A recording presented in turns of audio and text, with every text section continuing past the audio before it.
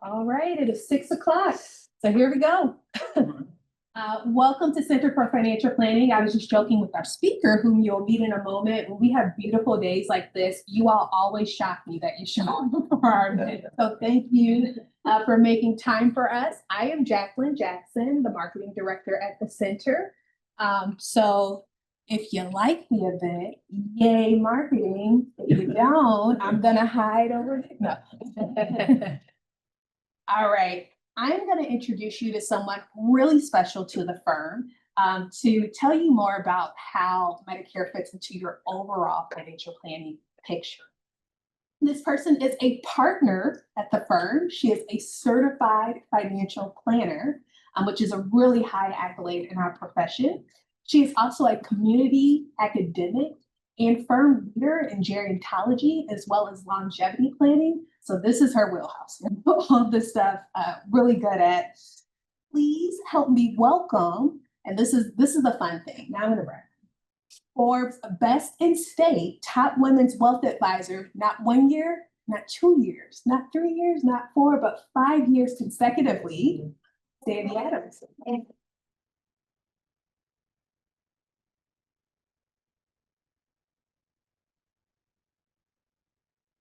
So thank you for coming. We have been doing this presentation for, I don't even know how many years we've been doing Medicare, but many years in a row. This is our third different speaker. So many of you remember, may have remembered a gentleman by the name of Nat Toll. If any of your parents ever attended the Medicare presentations we started with many years ago. And then Nat recommended a woman by the name of Cynthia Brown, who many of you may have worked with if you've been on Medicare and attend these presentations annually. And then Cynthia came to us last year and said, I'm retiring. And but I know this really great company that I've been partnering with for many years. I trust them completely. I've been actually working with them for many years. When I, leave to go to someone who has expertise, if I have overflow with my clients, etc., I would recommend you use them now as I'm retiring, and that's Action Benefits. So, of course, we did our own due diligence. We've been to their offices. We've seen how they work with clients. We trust them completely as well. Cynthia would have been here to give her own recommendation to you personally, but she's sick. She's been sick for a while. So she couldn't be here tonight to give her personal recommendation to you in person. But Medicare is a very important piece of your overall retirement plan. It's that insurance that kicks in at age 65. It takes over from your employer insurance once you reach that magic age of 65. And we're going to do a pre-retirement insurance presentation next week, which is, before age 65, if you retire early, how do you bridge the gap between employer insurance and Medicare? But Medicare, unfortunately, can be very complicated, as Robert will talk about. The rules, the different ways you can enroll depending on when you retire or how you retire can be different for different people. So you have to be very careful about how you do that. Make sure you do it right, follow all the Medicare rules. Don't mess it up. That's why you want to work with a consultant, because they can help make sure you follow all the right rules and enroll properly, as well as making sure once you're on Medicare that you actually keep watch of, if you have control over your income and you're a higher income earner, even in retirement, that we're watching how you take your income so that you don't hit these higher income brackets. And meet our friend Irma and Robert. Slides in there. Our friend Irma. And we work with Action and other Medicare consultants to make sure that we're watching those numbers and making sure you don't have to pay higher premiums than you need to. So we'll maybe navigate different ways you can take your retirement, which bucket you take retirement income from, to make sure that we're not penalizing you once you get into Medicare by having to pay higher premiums than you need to. So there's a lot of different planning items that we can do and collaborating that we can do with Medicare consultants. It's a lot more complicated than you might initially think. And also people, automatically think, oh, now that I'm in Medicare, my long-term care is covered too. Well, Medicare is now long-term care insurance, so, it will cover some expenses in retirement for, if you've been in the hospital and there's some costs that will be covered after a hospital stay, but it certainly is not long-term care insurance. That's where then we come along to help you take care of the other expenses for care later in life. And that's a whole longevity conversation that we'll have with you when we're doing planning with you. So I'd like you to keep most of your questions to the end of the presentation, just for flow. I think that works best. Right. I'm going to hand the presentation over to Robert, let him tell you about his background, and then get into the presentation because I have a lot of information. And then hold your questions, Dan, if you can, and I'll let him get going. Awesome. Thank you. Yeah, I'm Robert, and it's 6:15 on a beautiful night. I saw the Tigers won today in their first game, so congratulations to Detroit. I've been in the field for about 30 years. I know what you're thinking. How can this young guy be in the field? Thank you. And actually, I'm not even supposed to say that. We're not affiliated with Medicare or the federal government in any way. But we do have to certify at a federal level in order to be able to talk to people about Medicare. And then we also have to certify with each and every carrier that we offer into their products, their services. So we're in the middle of that right now. We have to have it completed by October 15th. We offer a dozen different carriers. It's a lot of fun going through every single one of those tests. I hate tests. So it's not a lot of fun, right? We're going to navigate through this. I know this is a dry subject and I can't really pump it up a lot because well, first of all, it's very regulated by CMS, all right? So I can't navigate off of it too much. It's just playing against the law. So if you see me reading a lot of the slides, it's because I can't add color to it, but I'll try to add some depth to some of these. As you read their disclaimer, as I said before, Medicare is very heavily regulated. You can't, people should not be calling themselves Medicare experts. We're not affiliated with Medicare itself. We have to go through a lot of licensing. We have to go through a lot of training at a federal level and then at the carrier level. So, but Medicare began in 1965. I was born in 1964. I can't believe that Medicare is a year younger than me. But Social Security Administration, which is now administered by the Centers of Medicare and Medicare Services, and I mentioned CMS, that's what oversees it, provides health insurance for Americans that are 65 and older, but also to people that have been drawing disability from Social Security for 24 months or more. They are also eligible for Medicare. They must be a U.S. citizen or a legal resident. Legal residents must live in the U.S. for at least 5 years, including the 5 years just before applying for Medicare. Probably doesn't pertain to anybody here, but in case it does. So we're gonna go through the good, the bad, and ugly, but mostly the bad and the ugly part of it. So original Medicare is made up of two parts, and this is how I think of the two parts.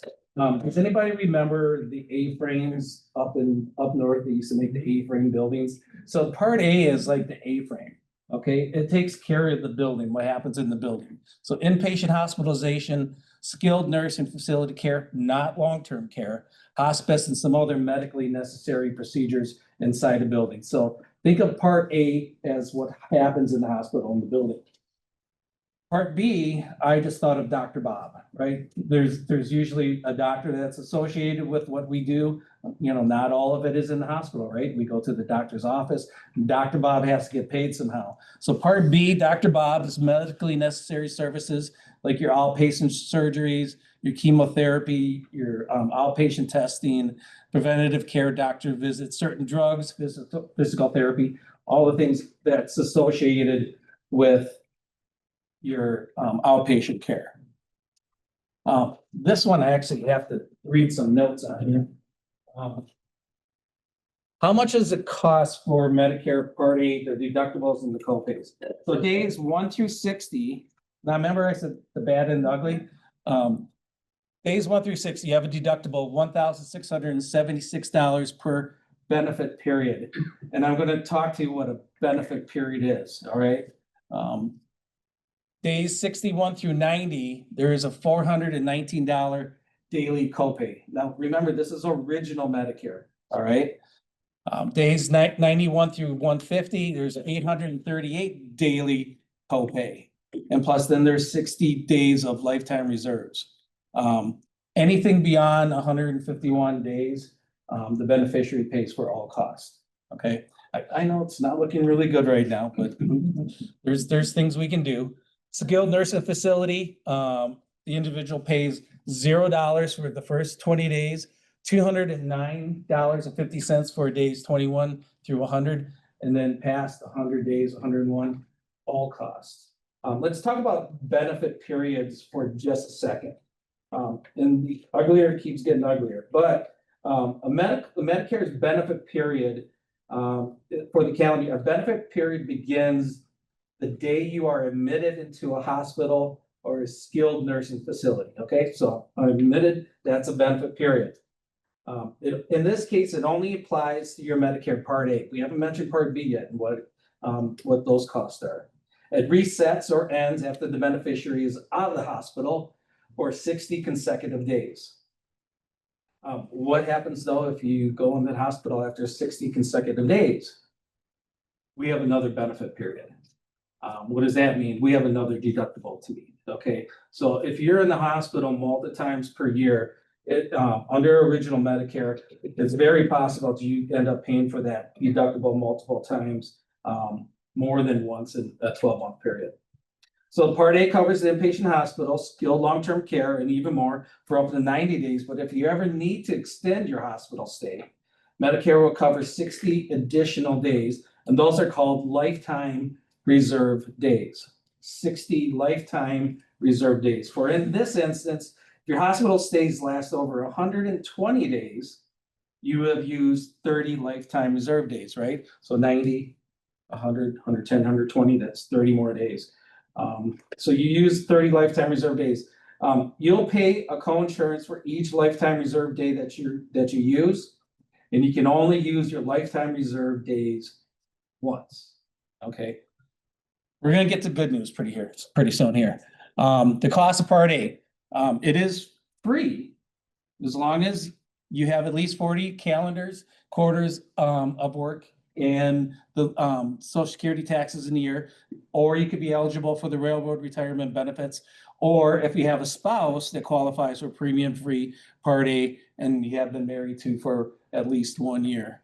You may also be qualified if your ex-spouse or deceased spouse earnings record, okay? On the bottom here says that if you don't qualify for free, and I think most of us do, you can actually pay for it. So it wouldn't be technically free anymore, would it? For 2025, it'd be $518 a month if you work under 30 quarters, or $285 a month if you work between 30 and 39 quarters in your lifetime. All right, Part B.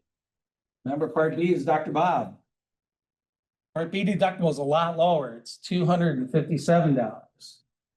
And after the $257, there's a 20% co-insurance. So every bill you get after that, the beneficiary's responsible for 20% of that. And as you can see, there is no cap on that. So original Medicare doesn't look really good to a lot of people, right? You're paying for it, you have deductibles for it, you have reserves on it, and in some cases you don't have a cap on it. This is the one that we brought up, and it's an eye test, so you might want to look on your chart here. But there is an income-related monthly adjustment amount as it pertains to your tax filings. If you make or earn less than 106,000, or if your joint tax is 212,000 or less, you pay only what is the base is 185. Okay. As you can see, it goes up from there. all the way up to the greater or equal than 500,000 for a single and 750,000 for a joint filing. It can get all the way up, adds another $443.90 for a total of $628.90. So that's where you talk. And they're looking 2 years. 2 years back. 2 years back, correct. You're looking 2 years back. So that's where you talk to your financial planners about you're getting out and you want to make some adjustments before that happens. But you can adjust it afterwards. So Social Security considers any one of these life-changing events an opportunity to do a reduction or even an elimination of that income adjustment. So a death of a spouse, marriage, divorce, or annulment, stop working, reducing the number of hours that you work, natural disaster, disease, fraud, or any other circumstances, a loss of a pension, or even a settlement payment that from an employer that closed or filed for bankruptcy. The form actually is pretty easy to use. Okay, I know it looks just like a tax form because that's where it goes to, but you put your name, social security number in there. You see where your adjusted income is. You change step one. What is the lifestyle event? You put in the gross income, your tax exempt interest, and you get all. They'll tell you exactly where to find that on your tax filing.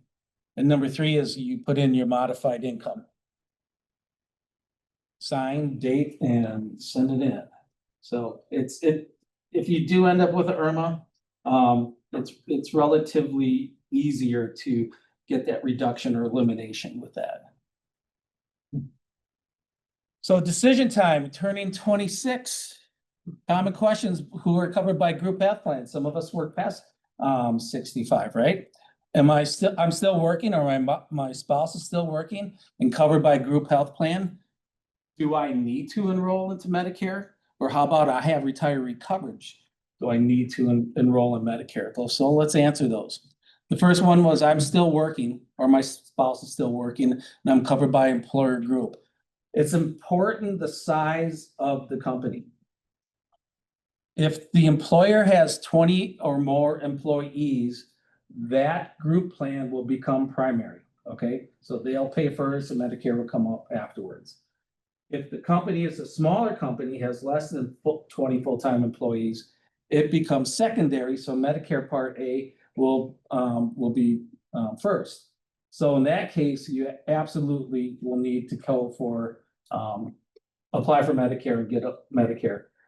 Because otherwise the group plan could actually deny some of the claims because they say you're eligible for another plan and they should be paying for the other plan. So always check with your HR department if you're in that situation to see if you need to enroll in Medicare, or of course you can call us as well. I have retiree coverage. Do I need to enroll in Medicare Part A? Retiree coverage is always secondary to Medicare. Medicare has to pay first. So being that, like we just said with the small groups, yes, you're going to enroll into Medicare to make sure that they pay for your bills, and whatever is left over, your retiree benefits will pick up.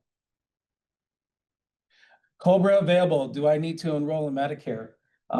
Absolutely.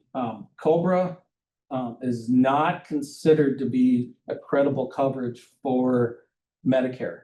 What that means for you is that if you don't enroll in Medicare when you're supposed to, and we'll go through that time frame, you could incur a penalty, and the penalty never goes away.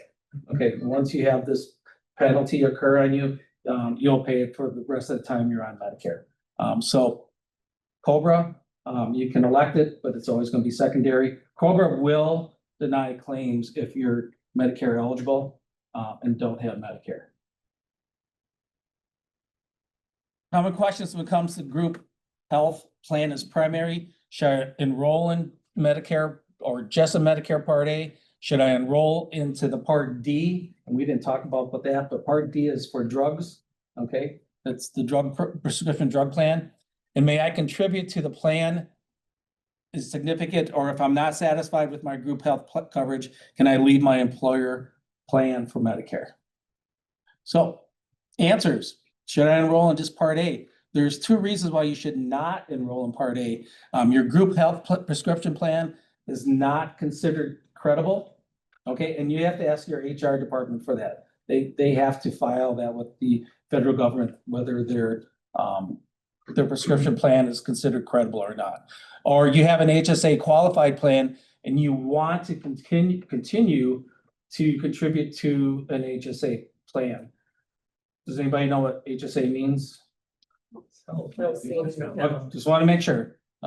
Us insurance people talk a lot of acronyms, so I want to make sure you knew that. So those are two reasons why you should not enroll in Part A.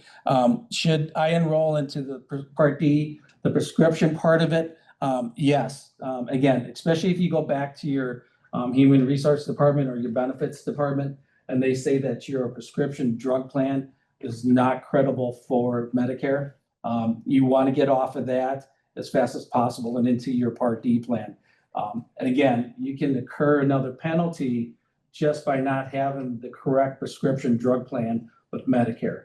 And that penalty, of course, will stick with you for eternity, or at least while you're on Medicare. Can I leave my group health plan in favor of Medicare? Most of the time, yes. They can't force you to stay on a plan that is not as good or equal to Medicare. So you have to make that decision about how much you're paying for it, what the benefits are. Also keep in mind that if you have dependents on your health plan, if you leave, they end up losing it as well. So those are a couple of things you want to keep in mind. But for the most part, if you feel Medicare is better for you, you can leave that group plan.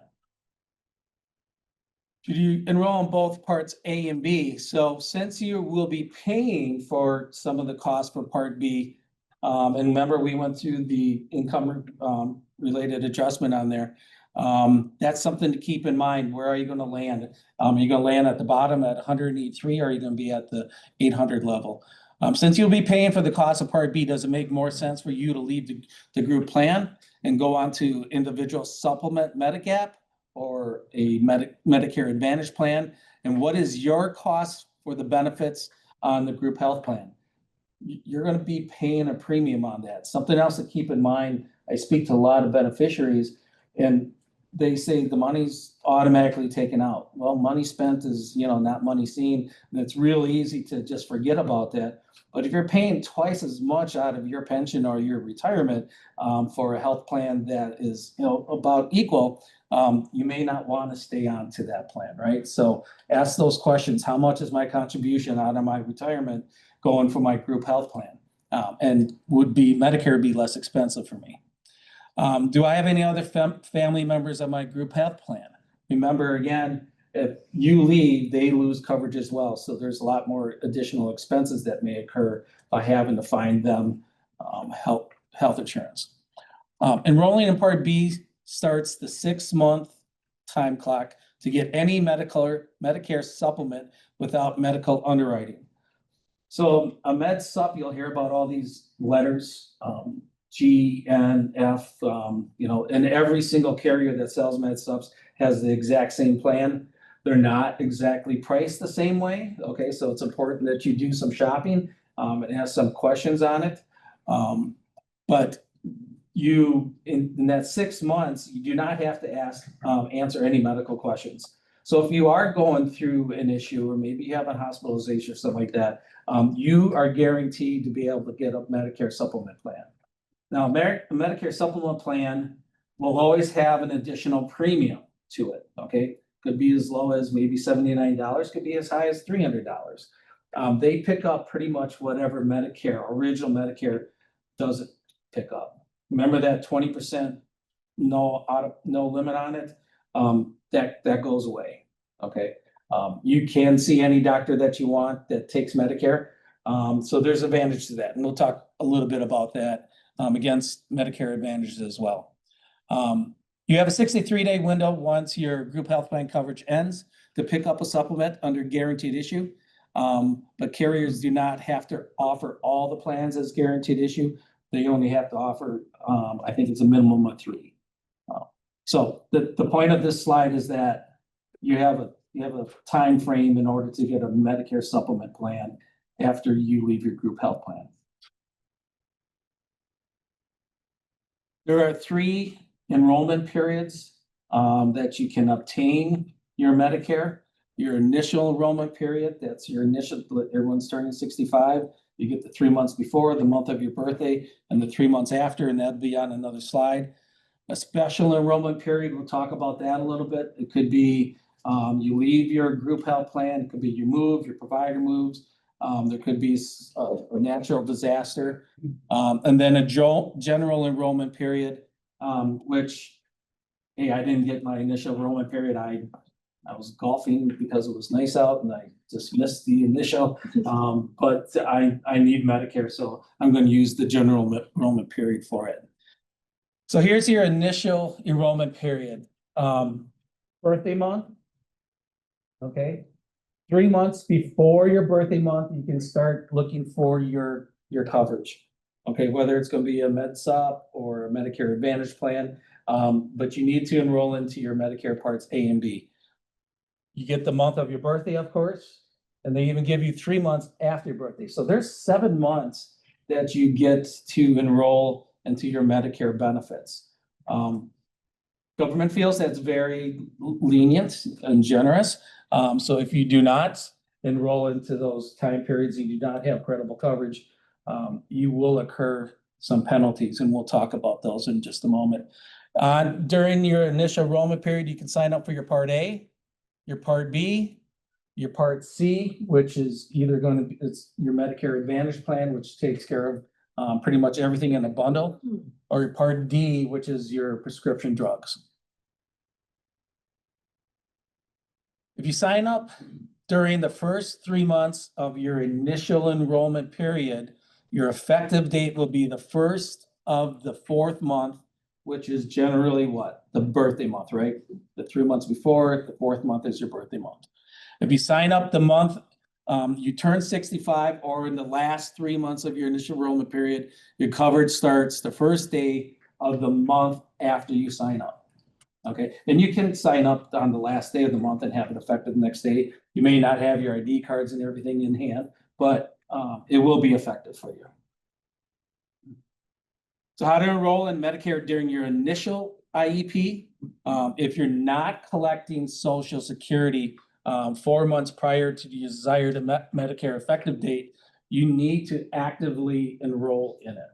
Okay, that means you as a beneficiary that are entitled to it need to actually either go to the Social Security office and apply for it, or you can apply for it online as well. But you need to actively enroll yourself into that. Talks about online at ssa.gov/Medicare. I believe that's by far the easiest and fastest way to do it. You go to your local Social Security office, make an appointment for phone enrollments. It says it can be several weeks out. Right now, it's probably several months out. So you can call, but if it's too far out of your initial enrollment period, you could incur penalties. You don't want that. Get online. You can have people that advocate for you, that help you get your Social Security. For those that are receiving Social Security, you will be automatically enrolled in Medicare Parts A and B when you turn 65. The Medicare card will arrive about 3 to 4 months before your Medicare actually arrives. And they still send out the red, white, and blue cards. Way back when our parents were on Medicare, they used to use Social Security numbers. They do not use Social Security numbers. Everybody gets a unique Medicare number now. That was a good idea. Yes. You can enroll in Medicare anytime while you're still covered on a group health plan based on your active employment. And you can request your Medicare effective date to be on the 1st day of any month following the 3 months of your choice. If the coverage is based on active employment and has ended, you have up to 8 months to sign up to Medicare without penalty. Okay, these timelines are really important though, because again, you start accruing penalties. Unlike the income adjustment, the penalties cannot be waived. They don't go away. When retiring, one will use what's called an SEP, a special enrollment period, unless it intersects with your initial enrollment period. Your initial enrollment period always takes precedent over a special enrollment period. And, you know, if you're looking at me with cross eyes, that's good because, we know what to do and you guys don't have to worry about that. Oh, and look at that. There's an SEP application for Part B. Generally, you know, when you work with a company like Action Benefits, we're filling out the information for you and we double check it for you. There's a lot of software that we use that makes it pretty much impossible for us to make a mistake. We can't move on to the next page unless we have all the information. So it becomes flawless. Paper apps, we probably do somewhere around 2,000 applications a year. The paper applications are probably about 35. So not a lot of people do paper applications anymore. We can do it on phone, we can do it via the computer, or we can do it by paper. So we talked about the general enrollment period. If you missed your Medicare enrollment window, whether through your initial enrollment period or a special enrollment period, the general enrollment period is from January 1st to March 31st of each year. Coverage will begin the first month following when you enroll.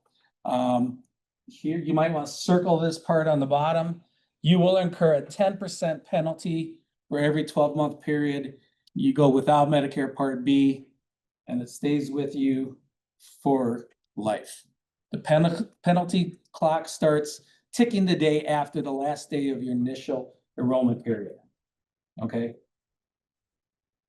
So don't miss your opportunity to get your benefits when you can.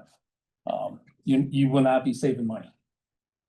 So you got a couple different pathways. I'm not going to dive deep into these because they can get really complicated based on each person's personal situation, you know, your health, your drugs, your doctors, your financial situation. But there are two other pathways besides original Medicare. One is we talked about Medicare plus Medigap. There's higher premiums are usually associated with it, but your out-of-pocket is almost next to none. If you end up in the hospital, if you're traveling, you need to go see a doctor, your out-of-pocket costs are pretty low on those. You get the freedom to see any doctor in the US that accepts Medicare. Okay, you're not worried about networks or anything. No referrals are necessary. Prior authorizations are rare. Prior authorization is I'm getting a procedure done. It's probably going to be a little costly. It has to be sent to the insurance company. The insurance company says they approve it or they don't approve it. It's hit the news quite a bit because insurance companies are using artificial intelligence, and the artificial intelligence was just denying the heck out of all of our claims. The government stepped in and said, look, you can't do that. You know, you have to tighten this up a little bit, and you're denying too many claims that are supposed to be taken care of. There is no dental routine vision or routine hearing aids, but most carriers give you the opportunity to purchase a bundle to take care of those. You can purchase those separately on your own. It does not cover prescription drugs, so you must purchase a separate Part D plan. It's called a PDP, prescription drug plan. And remember, if you don't have drugs when you're supposed to, you incur a penalty there as well. If you're applying more than 6 months from Part B effective date, you could be subject to medical underwriting, or you can be just flat declined. The insurance company does not have to take people that are beyond that period. Again, you pay a little bit more each month, but your out-of-pocket costs are minimal, if any. There's generally a rate increase every single year on med subs. There is. The cost of healthcare goes up every single year, and that gets adjusted with the premiums. There is another plan that you've probably seen on TV a lot, your Medicare Advantage. Used to have JJ Walker and Joe Namath and all those guys pushing these plans. They're called Medicare Advantage. Medicare Advantage plan actually takes responsibility for everything. It takes away from original Medicare, takes away from, it bundles everything together. So generally, you're going to have really low premiums. up until this year, and even this year, there's some policies that actually have a $0 premium. Those are rare, but they're still out there a little bit. I would, if I was a betting man, I'm not, but I would say they're probably not going to be there in 2027. They do use network plans, PPOs, point of service plans, HMOs. The one nice thing about the networks, though, especially the PPOs, is that it's really becoming a more global network. So, a lot of us, end up being snowbirds. We go to Arizona or Florida and stuff like that. We can see doctors there. If you're on an HMO, a home maintenance organization, a health maintenance organization, that is a pretty narrow network. You do need to see the doctors that in there. You can travel, but the only time you're going to get coverage is if you have a true medical emergency. Okay, they can't deny you on that. HMOs do require referrals for the most part. So if you want to go see a specialist or something, for the most part, you'll need to get referred from your primary doctor. And HMOs always require a primary doctor, care doctor, to be assigned to you. You can pick your own, as long as they're part of the network. We talked about prior authorizations. In many cases, you will need to get approval for your plan before it covers certain drugs or certain services.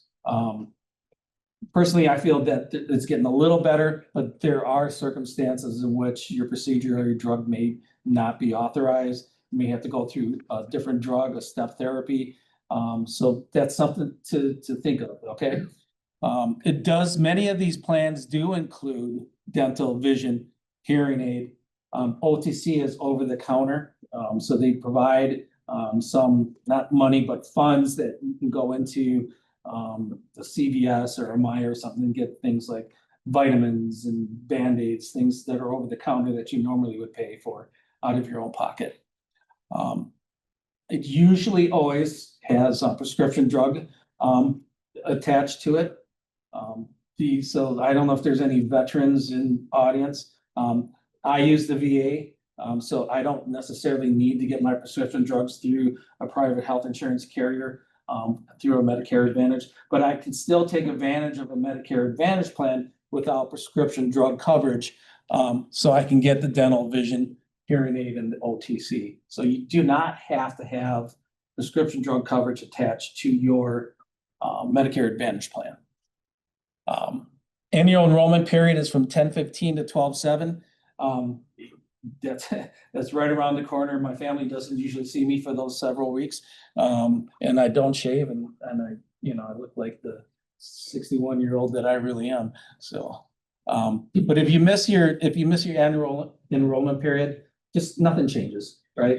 And you don't have to change your plan every single year. Something that you have to do, this is me saying it, you have to make sure your agent or yourself is always checking your doctors to make sure they're still in the network. You have to make sure that your drugs are still covered the way you think you are. This year is the biggest disruption to Medicare that we ever seen. The Inflation Reduction Act went in there. It changed a lot of the tiers where drugs might have been at $0 are now costing maybe $5. They might be costing $30. There might be a deductible before you get some of your prescriptions. So it's extremely, if you know anybody else that's on Medicare, even though they love their plan, there's probably a pretty good chance that something's changing within their plan. So every single year, do yourselves a favor. Just take a few minutes and, have your agent or yourself go through your doctors, make sure they're still part of the plan. Your drugs are still covered the way you think they are. So you're not set up for any surprises. We talk a little bit more about Medigap plans. Medigap, best time to buy them is during your open enrollment period. This is a 6-month period that starts the first month that you have Medicare Part B and are 65 years or older. We talked about the fact that you go through underwriting, and after that 6 months, the insurance company doesn't necessarily even have to accept it. They can outright decline you. Most of the time they reach you up. So a policy that I might be buying for $100 a month might end up costing me $300 a month. Okay. But it still might be the right policy for you, but you have to talk to some people to make sure that your money's going where it needs to be going. Some of your rights, your employer plan that supplement Medicare ends, you have a 63-day period to enroll without medical underwriting. If you're going to do med subs, get it then. Michigan is not one of the GI states. I mean, if you move to California or something before you're eligible for this, they sometimes have extended guaranteed issue dates and months. Michigan is not one of them. The Medicare supplement insurance company goes bankrupt. If it goes bankrupt, obviously they're going to give you the opportunity to get another med sub plan, right? You're not going to be penalized for that. You have a Medicare select plan and move out of the plan service area. The select plan is negotiated for a very small area. You move out of that service area, you're eligible for another guaranteed issue for a Medicare sub. The insurance company did not follow the rules or misled you. Believe it or not, that happens. I don't know if they necessarily misled you, but a lot of times they interpret rules differently than they originally come out to be. As insurance agents, we always question CMS when they lay out all these rules before Medicare starts. We always are asking for better interpretations. Like, well, this is how we interpret it, and we advocate for you. Obviously, we're like, if I was Medicare recipient, this is how I would interpret it, and they have to come back to us and say, you know, this is what we meant. Your Medicare Advantage plan is dropping out of the coverage in your area, or you move out of the plan service. I talked a little bit about this is the biggest disruption of Medicare that we've seen probably in 20 years. There are insurance carriers, local insurance carriers, that are dropping entire plans in some highly sold plans. So there's going to be a lot of people, I'm talking hundreds of thousands of people, that actually have to find a new plan because they're not going to be offered that same plan they're on this year for next year. You join your Medicare Advantage plan at age 65 and you want to switch to a Medicare Gap plan during the first 12 years. That's your trial rights. You get a 12-month kind of test trial. A and B and the Medicare Advantage plan effective dates all have to be the same. These are all opportunities for you to get another guaranteed issue on the med sub. A lot of people get Medicare Advantage plans and they're not real happy with them. They don't like the networks. They don't like the out-of-pocket maximums they get. They don't like the co-pays. They said, I want that Medicare Advantage or Medigap supplement plan. They have that 12-month to get into that plan. If you leave a Medigap plan to join a Medicare Advantage plan for the first time and have been in that Medicare Advantage plan for less than a year, you can go back to your Medigap plan, your Medicare supplement plan. Okay, it happens actually quite a bit. What do they say? You get what you pay for. You know, if you're on a $0 premium plan, never know. These are, I know you can't see. On top here is your Medifit, your Medigap plans. I told you that all insurance carriers have the exact same plans. Okay, so you can use carrier A versus carrier B. This comes up. This chart is exactly the same. Now the premiums probably are not. So it's important to shop those as well. And remember, with Medigap plans or Medicare subs, what else do you have to get? Part D, excellent. They get gold stars here. You have to get Part D. Shop your Part Ds. Part Ds change a lot.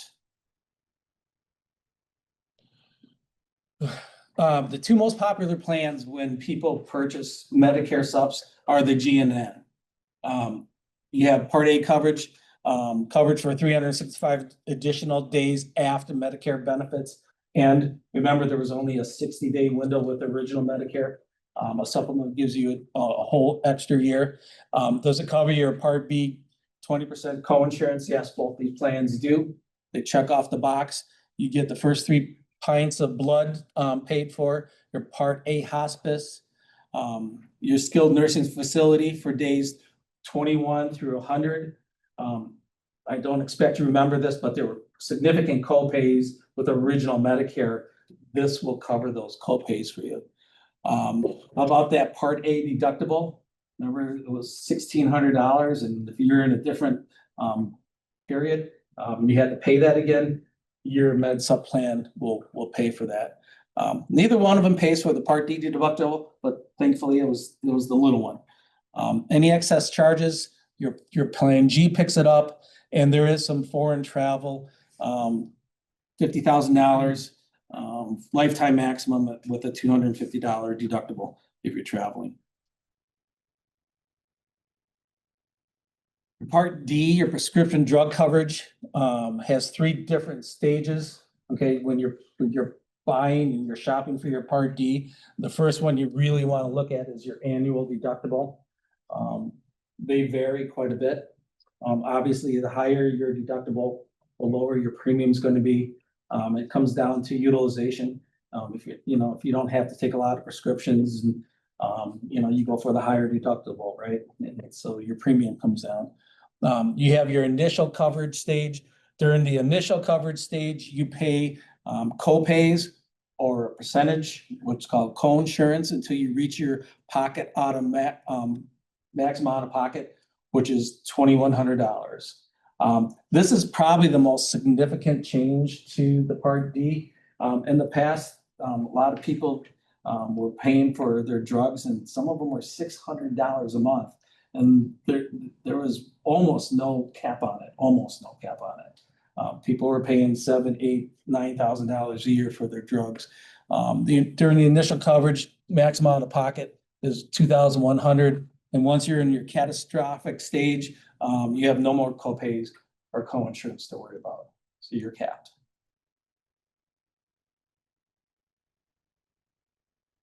Here's your Part D income related monthly adjustment plan.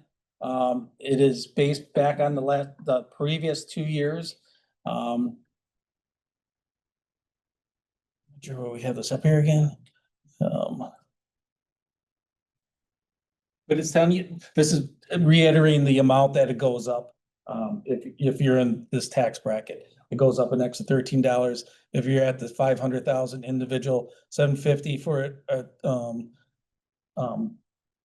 couple, it's $85. We talked about a late enrollment period. This is again a page you probably want to star a little bit. Your late enrollment penalty is 1% per month for each month a beneficiary was eligible for a Part D plan, but did not enroll, and you didn't have credible coverage. A lot of people stay on their employer group plans, and if the employer did not adjust their prescription coverage to become credible coverage, we incur that penalty, okay? Because we don't have what's called credible coverage on their plan. Penalty is based on an average national premium each year, and it stays with you for life.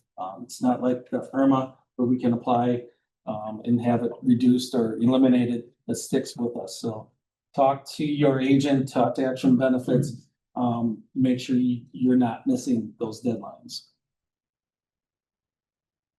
We already asked you what an HSA is, and everyone passed with flying colors.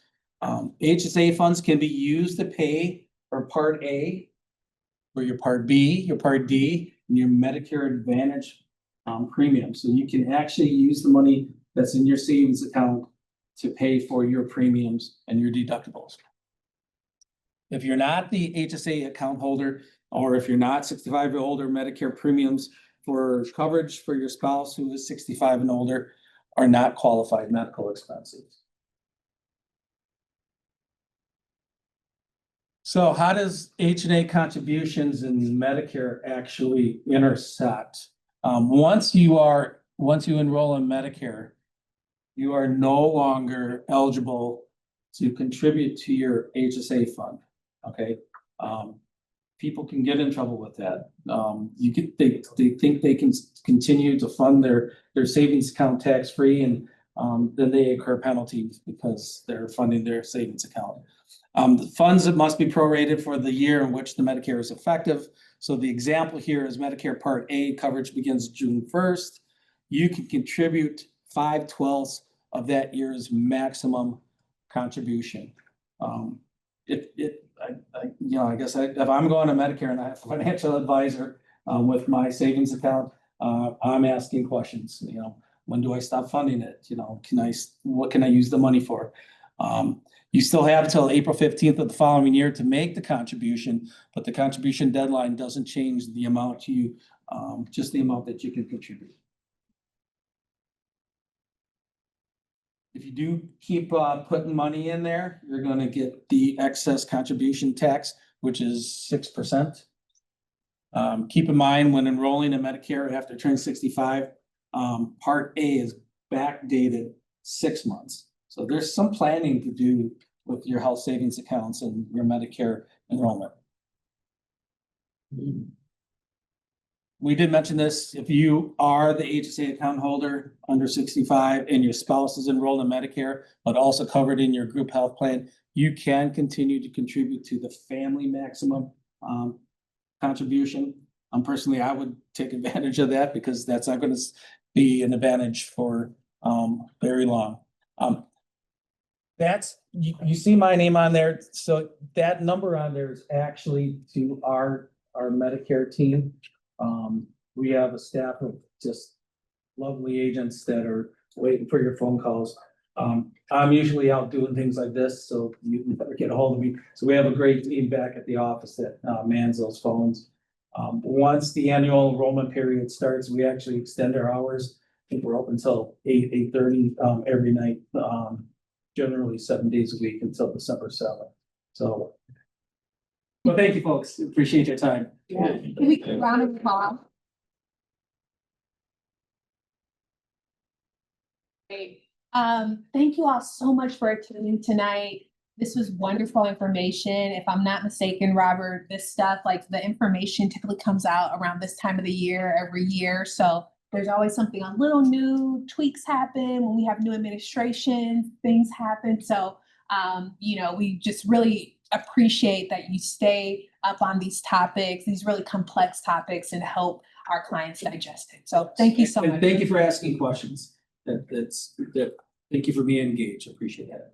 Awesome. All right. Well, you all have Robert's contact information if you have any questions for him in the future. And you gave us a really nice segue when you said, hey, sometimes you got to connect with your financial planner to see how these things went into your plan. So Sandy, as well as all the advisors at Center for Financial Planning, your advisors are open to any questions you have. We're here to help you along the way. We want you to be as successful as you can possibly be. So don't hesitate to ask us questions. Again, I have the survey. So if you heard something that you really liked, let us know so we can make sure we amplify that next round. And if there's something else you still want to know, let us know so we can add that, and also so your planner can follow up with you and that address. All right, y'all. Thank you so much for a good night. Grab snacks on the way out. And thank you so much for coming.